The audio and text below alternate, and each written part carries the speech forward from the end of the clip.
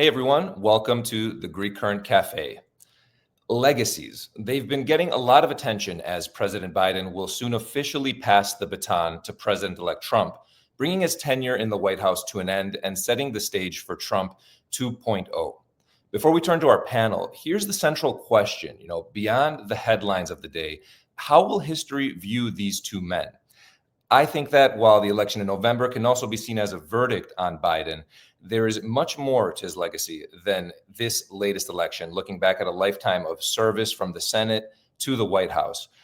The inauguration, on the other hand, and recent release of the special counsel's report on Trump's, quote, criminal efforts to retain power are also putting the spotlight on Donald Trump and his legacy. Given that he won't be able to run again, I think that aside from turning the Republican Party into his own over the last 8 years, he'll also be thinking about what his legacy will look like, whether at home or abroad. This is, after all, a man who obsesses over his brand. So as his second tenure in office takes off, I think we will see this shape more and more of his decisions. The question of legacy has also been on our minds following the passing away of President Carter and a former Greek Prime Minister, Costa Simitis. While I don't want to draw comparisons between these two leaders, both took office at a time of change in each country. Carter after Watergate with the challenge of restoring trust, and Simitis with the challenge of turning a page on the populism that had come to dominate Greek politics since the restoration of democracy in 1974, and preparing Greece to join the 20th century as a key player on the European stage. While there are decisions that can be scrutinized for both, obviously, from the Iran hostage affair for Carter to the EMEA crisis for Simitis, both left their mark on their respective countries and the world, with the Camp David Accords between Egypt and Israel changing the Middle East, and Greece joining the Eurozone. With that, let's turn to our panel to weigh how history will see these leaders. Looking at the upcoming inauguration first, with voters essentially rejecting Biden's record, I think this past year, from the Democrats' defeat in the November election to Biden's decision to bow out of the race, has come to overshadow a presidency that delivered in a number of ways, whether it was, giving a new purpose to NATO after Russia's invasion of Ukraine or the handling of the pandemic. With that, I want to bring on our first guest, Bill Antholis. Bill, thanks for joining us. Great to be here with you.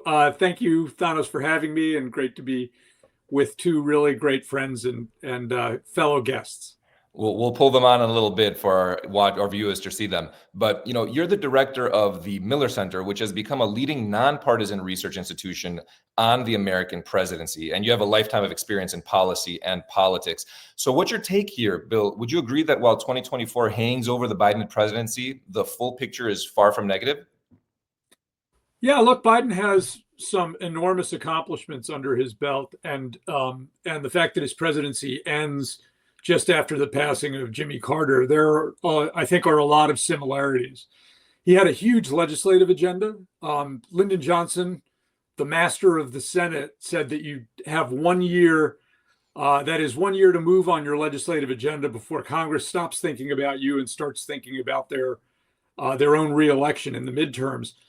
And Biden's first 2 years had extraordinary legislative accomplishments. He kept legislating right through to his second year. So on the domestic side, he got a lot of things passed. He started implementing a number of them. He didn't completely finish. On the foreign policy side, I think Afghanistan is going to live as a great failure. But in many ways, I think they feel like they accomplished what they said they would, which was getting out. Biden felt, I think, often trapped as vice president. Thought the Obama administration had been trapped by the past and by the military, and he wanted to break out of that. It had a tragic ending, of course. But then the quick response in Ukraine and being proactive in advance of Russia's invasion of Ukraine and the pulling together of an international coalition, growing NATO, and stopping Russia's aggression, I think will live as a real mark in his favor. Many people said that he didn't go far enough. He didn't let the Ukrainians go far enough in responding. And we'll see, I think, in a number of different ways, whether or not that was the right call, particularly how the Trump administration carries it forward. Alexis Papahelas, welcome, and I'd like to tag you in here for The View from Greece, a close U.S. ally. You've covered Washington and follow global trends closely as editor-in-chief of Kathimerini. How would you assess the Biden legacy on foreign policy? I think Biden is going to be viewed in a very positive way in terms of Ukraine. I agree with Bill, and it's good to be with you guys today. And I think the way he pulled the West together, the fact that he managed to bring like Finland or Sweden into NATO is a remarkable achievement. I think history will be a bit critical on the way he handled the Middle Eastern crisis, because he couldn't really stop Bibi from going too far. I think that's a clear failure in my books. Now, in terms of Greek issues, I would say that it was a bit disappointing. I mean, Biden always talked the Greek talk, and he was always Bidenopoulos for us, and all that. But when you actually look at the record, I think he was rather lukewarm in his support for Greece. I mean, I think that the security commitments he provided to Greece in exchange for the military facilities that Greece gave to the US were very, very vague and weak. The military surplus equipment that he also provided to Greece was, in the end, useless. But I have to say, he was supportive of Cyprus, especially at the end of the administration, as we can see. If I can say something on Biden overall, I'd say that history will view Biden in a positive way. But I think history is going to be very harsh, in my opinion, on what I call the democratic leadership or establishment, because I think there was a real systemic failure. I mean, they could have picked somebody else in 2020. They could have also picked somebody else, I think, this year, much earlier on, and gone through the primaries and all that. And also they could have steered, I think, the Democratic Party towards the center in a much more effective way. So, in a way, I blame a lot of the Democratic leadership for this kind of mistakes. I want to tag in Endy Zemenides, HALC's executive director here, or Black Adam, as he has baptized himself for this episode. He's also the diplomat of the group, right? Yes. Absolutely. The Navy SEAL Team 6 of the group, actually, not the diplomat. But Endy, do you agree with these views, or do you take a different approach? I think history still is going to be written. I picked Black Adam on purpose because I think starting Monday we enter the age of the anti-hero, and it depends what Donald Trump does. I think right now, as it stands, and Bill is the presidential expert here, Biden, as it stands, is an aberration in the age of Trump. You have a 12-year period. I can't remember, at least in my lifetime, a single figure dominating the political sphere for 12 years. And Donald Trump has done that. If Donald Trump has a successful presidency, Abraham Accords come back and IMEC, maybe Biden looks even more like a failure in the Middle East. If inflation does go down and the economy is going back, even though there's a lot of stuff that Donald Trump is suggesting that would make economic problems worse. But if Donald Trump is successful president, Biden looks like an aberration. And the one disadvantage that Biden has in comparison to Carter, he's not going to have a dynamic post-presidency the way Carter saved his reputation dynamic post-presidency. So real quick before we switch and pivot to Trump, Endy, do you think we could be talking about a radically different legacy had Putin not invaded Ukraine, especially in foreign policy with Biden? Oh, absolutely. If everybody remembers what we went to the end of 21 with in Congress, we had hearings about the disastrous Afghanistan withdrawal. That was the image of the Biden foreign policy. Biden foreign policy is going to be defined, as both Bill and Alexis said, by the wars in Ukraine and in Gaza. Stuff like IMEC or the Saudi-Israel deal that could have happened but for October 7th were in the second half of his term. Before 21, Putin, Afghanistan was defining the Biden presidency. Putin pulled Biden out of the fire, but he did rally. He rallied Europe in a way that I don't think people would have expected. And let's remember this: and I think Alexis can talk about it. The Greek Defense and Foreign Ministry, just a week before the invasion, was telling people that it's crazy. Putin's not going to invade Europe. European ambassadors here in the U.S. in Washington were saying we don't buy the intelligence of the United States, and even Zelensky was asking the Americans not to talk about invasion. So I can say that I think the Biden administration maybe revived Europe and saved Europe. We'll see what happens with Trump's stance towards Europe. Well, I want to turn to Bill and to Trump. Trump is getting a second stab at the presidency. And as I said earlier, I don't see how, especially given the fact that he's term-tied legacies not at the front of his mind. My concern, however, is how far he'll go to secure that legacy and what that will mean for America's place in the world. Bill, would you agree with that? Well, I think it's really important to think about the two Trump legacies, the 45 legacy and the 47 legacy. The 45 legacy is one that's largely going to be around COVID. He did an extraordinary job of reframing his first term as one of economic success as far as the voters are concerned. But when historians look back at why he lost, I don't think it's possible to account for his defeat without looking at COVID. The economy was doing relatively well. His own popularity was still in the mid-40s, which it always has been and remains. Though people think he's going to do a good job as a leader, their personal approval of him still remains below 50%. And that was the case in January and February of 2020 before the pandemic really started to unfold. And his management of the pandemic remains his legacy from the first term. It's why he lost. So he's now coming in with two wings of the Republican Party that he's been able to put together. I call them the owners and the renters. The people that own Trump believe in an agenda of dismantling. The renters, as the sayings go in the U.S., voted because of the price of eggs. And so the question is, does a dismantling agenda deliver on the price of eggs? The early suggestions, including by the long-term interest rate markets, with mortgages now going up above 7% again, is they're betting on inflation. Yeah. They're betting that some of these initial dismantling policies, in some cases, dismantling means actually a bigger, more aggressive government, deporting undocumented citizens, raising tariffs. Those are actually creating a new division. The external revenue service. Those are actually growing the size of government and the role of government.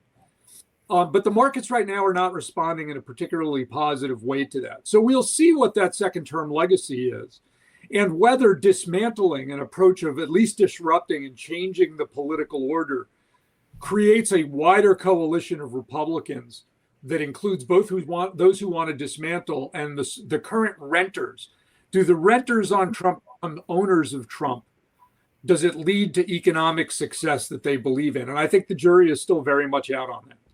Alexi, how are you viewing these developments from Greece? What are America's allies thinking? Well, we feel that, we face a very unpredictable world. I personally feel like, I have to throw out all my analytical tools. I mean, to give you an example, for the last 50 years, everybody here in Athens thinks that, if there's a crisis with Turkey, let's say in the Aegean or Cyprus or the East Med, what do? You call the White House and, it's fairly predictable. You will get a response. You will get an envoy to come over here and try to mediate things. Now you have no idea if somebody's going to actually pick up the phone on the other side of the Atlantic and what the response is going to be.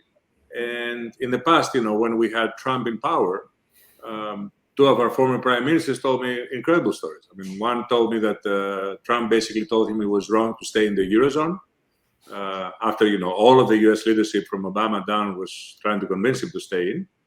And another one told me that basically Trump said, go ahead and have a crisis with Turkey because that's the way to get to a deal. So, from sort of the Greek perspective, it's very hard for me to predict how things are going to develop. In the overall picture, I mean, obviously, Europe, I think, is very worried, and rightly so, and very divided, which is going to be a big problem. A lot of people think this is going to be the wake-up call for Europe, that will try to get its act together in terms of decision-making, security, intelligence, and so on. I'm very, very skeptical because I don't see any strong leaders in the horizon who can really do that. And lastly, I would say about foreign policy, I mean, so far we see Trump picking up virtual fights with like small players, like, with Denmark on Greenland or Panama on the Canal of Suez. We haven't really seen Trump. As a Dane, as a half Danish, I've taken particular issue with that one. I sympathize with you. That's Simitis. Exactly. So we haven't seen Trump being tested by sort of one of the serious challengers, like Russia, or even more importantly, in my opinion, China. And we have no idea what he's going to do when he's going to be inevitably challenged by China, either on tariffs or on Taiwan. And that, for me, will be the real litmus test of his leadership.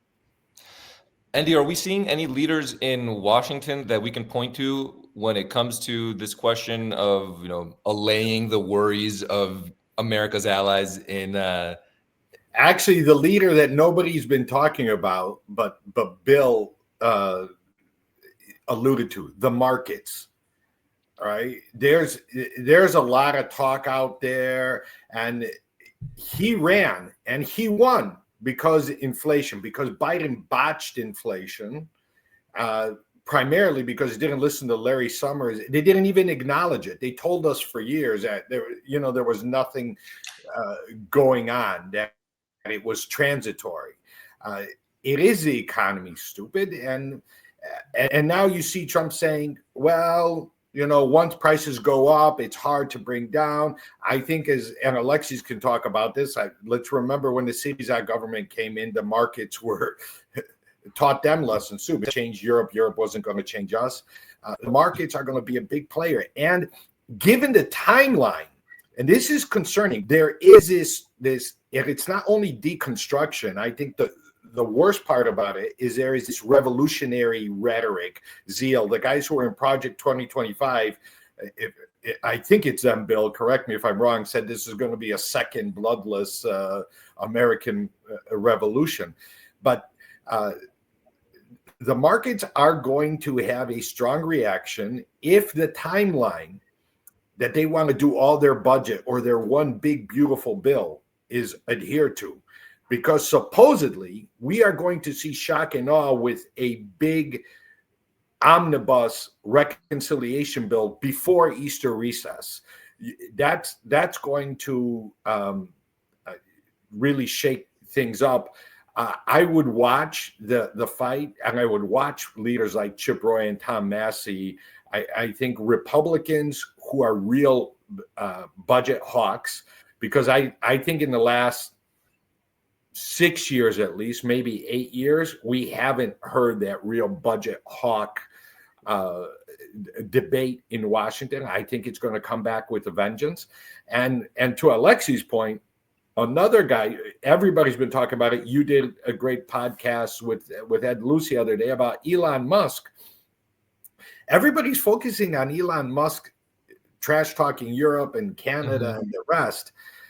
Elon Musk endorses openly China's position on Taiwan. That's a disaster waiting to happen. You have a Secretary of State who is the China hawk. Watch this stuff on China very early. You have the TikTok debate, which people, even Democrats, are trying to kick for 90 days. So it's going to be dizzying. It's going to be a lot less. I got West Wing playing behind me. This is not going to be the Aaron Sorkin year. This is going to be some combination of Veep and House of Cards. Well, let me agree with a few things that Endy said, but also take a couple of directions. So I do think that the divisions within the governing Republican coalition are the things to watch. Democrats, I don't think, have a clear leader yet. They don't have a clear message yet. They're still sorting through the various lessons from the election, and I don't think they have a clear approach. But the Republicans also have really unresolved fights internally on a number of issues on all of the things we've laid out, including what Endy laid out, from tax cuts to China. There's no clear Trump position, and that's where a lot of the action is going to be. I'm a little less convinced that they're going to move before Easter on the tax cut because of how narrow on extending the tax cuts in one big bill, because of how narrow the margins are and the challenge of running things back through the Senate in that regard. There are just very differences in what the Republican coalition looks like in the House and what it looks like in the Senate. And it's not clear to me, and I'm hearing this from Republicans. This is not me just watching from the side. We had an event last week earlier this week with Dan Meyer, former chief of staff to Kevin McCarthy, former White House Legislative Affairs Director in the Bush 43 administration. And I think he thinks it's optimistic for them to get a deal done by the end of the summer, let alone the end of the year. So that 100 days timeline looks really, really optimistic on the Republican side. And with respect to China, I'm really glad Endy brought that up when we were doing the tour of the world before, going back to Biden. Remember, the Obama and Biden administration wanted to pivot to China. They've been trying to do that for 12 years, 16 years, actually, if you go back to the beginning of the Biden administration, the Obama administration. And we just weren't able to, as a country, we weren't able to do that. Trump wanted to do it, and Biden wanted to do it. And the combination of wars in the Middle East and Russia's aggression in Ukraine prevented the United States from doing that. So, and if we now do it, as Endy pointed out, there are real divisions in the Republican governing coalition about what that actually means. Yeah, we want to pay attention to China, but are they security concerns, economic concerns? I find it actually quite interesting and maybe a very smart move by Trump to talk about Greenland and Panama. What he's trying to do is change the debate and frame it as one of global sea lanes and global commerce, as opposed to specific things on the ground. Because I think he's starting to realize that the various things on the ground, from trade to Taiwan, are really, really difficult for him to solve. And then the last thing I'll say is, going back to Ukraine, the only thing that leaves me optimistic about Ukraine is that there are people in the Trump administration that don't want a Ukraine collapse on their first year watch, the way Biden had an Afghanistan collapse on his first year watch. I think they're looking at, and I hope they're looking at, the long list of first year foreign policy disasters that have happened in the United States. These things are really hard. It's hard to pull off a transition to bring a new team in. And so if you go back to everything from the Kennedy administration's failure when they tried to do the Bay of Pigs invasion, to Black Hawk Down in the Clinton administration, to 9/11 in the Bush 43 administration, you get a lot of first year, and Afghanistan in the Biden administration, you get a lot of first year national security disasters. Trump 45 was lucky. They didn't have one, but they've got a live war in Ukraine and potentially a war that hasn't gone out in the Middle East yet. They're juggling those two things right now. And if they can pull that off, getting through a first year without a disaster, that should count as a win for them.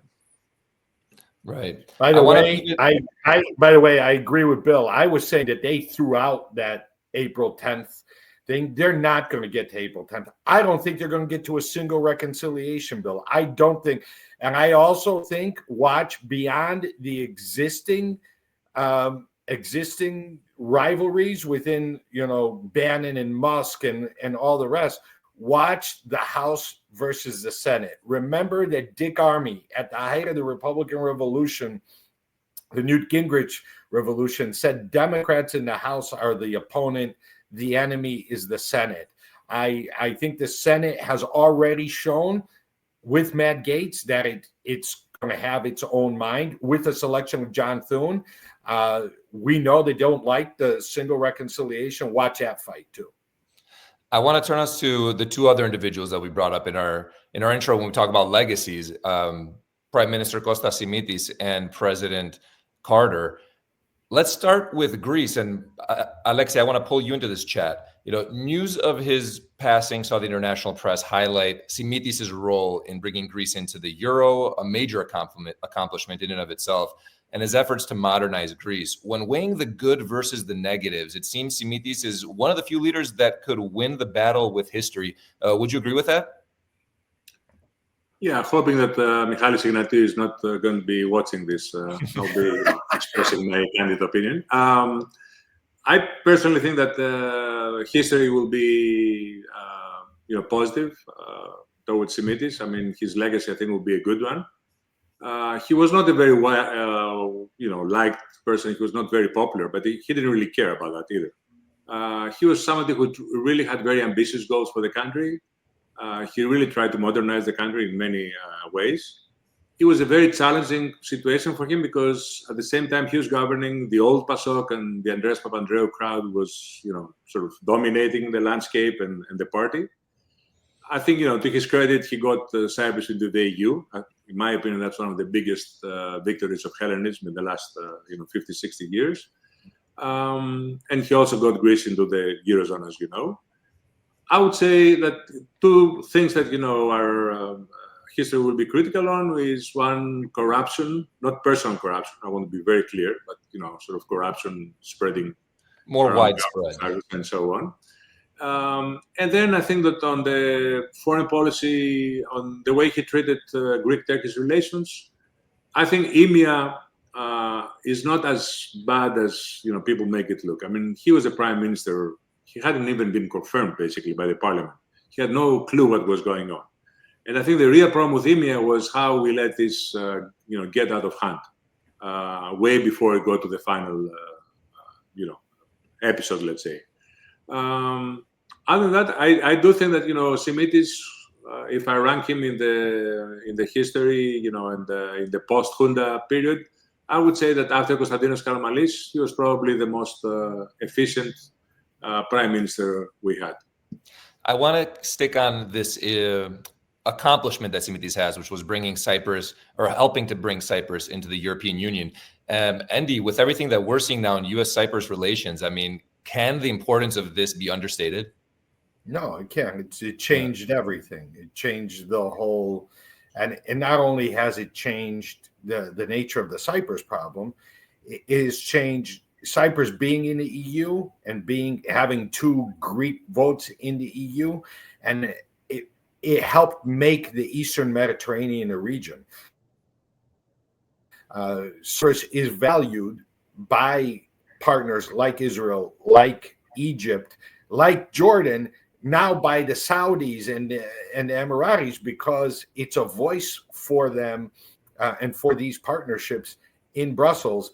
And we'll see it next year because Cyprus will hold the presidency. And we saw it actually at the end of last year when Nikos Christodoulidis appointed the presidential envoy for the protection of religious minorities in the Middle East. I've seen it with Christian advocacy groups here in the United States. We know the Lebanese, we know the Emiratis. We're excited to see how Cyprus could galvanize the European Union to protect these minorities and help create a more inclusive, less radicalized Middle East. So yes, I think it's as Alexis said, I second that. It may be the crowning achievement of Hellenic foreign policy in our adult lifetimes. Bill, I want to move us to Jimmy Carter. Carter was also a self-professed outsider intent on reforming Washington, something that Trump has tried to depict himself as too with his promise to drain the swamp. Is this really where the similarities end, however? Look, I think actually the similarities are far more striking than people realize and appreciate. If you think about the coalition that Jimmy Carter put together and the states that he won, particularly in 1976 when he took the White House, those are Donald Trump states and Donald Trump voters. If you watched the Carter funeral, Andy Young told a story about a sheriff in Plains, Georgia, that for civil rights leaders, they didn't want to go anywhere near Plains because they were really worried about the sheriff. He was the most evil of evil. And Jimmy Carter said, he's a good friend of mine, right? But many of the people that became Trump voters, the sort of unreconstructed Deep South, working class, white, those were Jimmy Carter voters. And he appealed to evangelical Christians coming the outside. Now, they didn't stick with him in 1980. They became disillusioned with Carter, but also more disillusioned with Carter was the left of the party. Carter believes that he lost years later. He believed that he lost because he lost the Kennedy wing of the party, because Teddy Kennedy, his biggest critics were from the left, not from the right. And what that did was destabilize him both on the left, but also on his farther right. The evangelical Christians didn't trust him because they thought he was courting too much to try to keep Kennedy into the party. But I'd love to play a clip, if we can, of how he saw Washington when he arrived. This comes from our 4-hour oral history interview with Jimmy Carter in 1982. I didn't have any obligations much to the people in Washington for my election. Very few of the members of Congress or the members of the major lobbying groups or the distinguished former Democratic leaders that played much of a role in my election. So there wasn't that tie of campaign interrelationship that ordinarily would have occurred had I not been able to win the nomination by myself. I just didn't have that sort of a potential tie to them. And I think they felt that they were kind of on the outside. That was Donald Trump his first time around. The party is totally transformed now. It is not entirely the party of Donald Trump. And the only reason that I say that, it is by majority and overwhelmingly within the party of Donald Trump. But there are still a number of people that got elected on the Republican side that are in swing districts. And when your margin is only one vote, as it is right now, it may grow to 4 or 5 once special elections replace the people he's pulled into his cabinet. But when your margin is only one vote, you don't completely control your own party.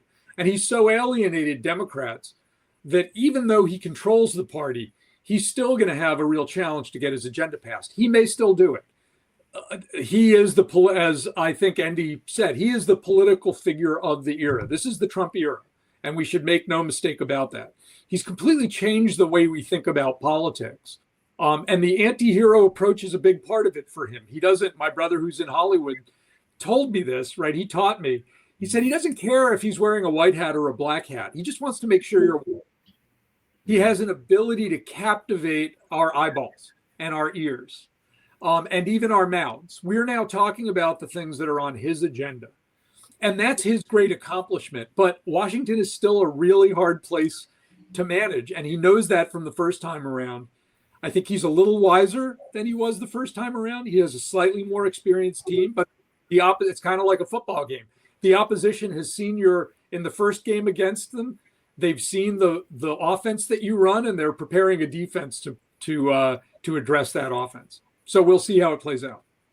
I want to close out our program with our segment that we call Shot Clock, which mimics, the shot clock that exists in the NBA, where you'll have 24 seconds to answer, and we'll do a round robin with everybody. But my basic question here, and I want to see if you can fit it into 24 seconds, is, what are 3 things that you think are critical for a leader to win the battle with history when we talk about legacy?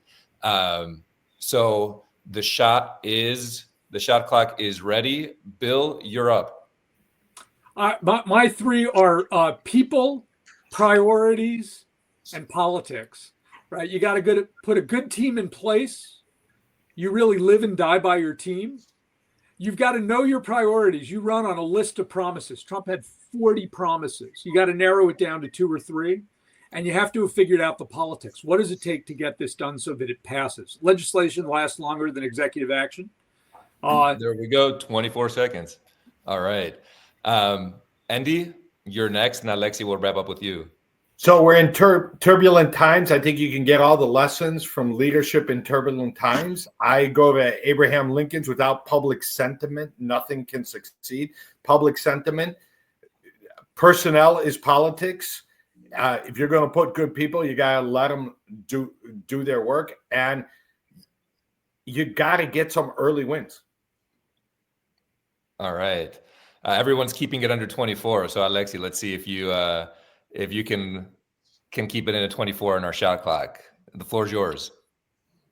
I think it's important to know public sentiment, but it's really bad if you only depend on looking at the polls or social media. That can be really poisonous. have people around you who can challenge you, and have clear goals. And in the end, let me say that I'm very glad now. When I listen to Bill and Endy, I'm so glad that I live in a boring country and a predictable country. I never thought I would say this about this. Well, thank you all for joining. Bill, Endy, Alexis, it's been great chatting. To all our listeners, we'll see you next week. Thanks for tuning in.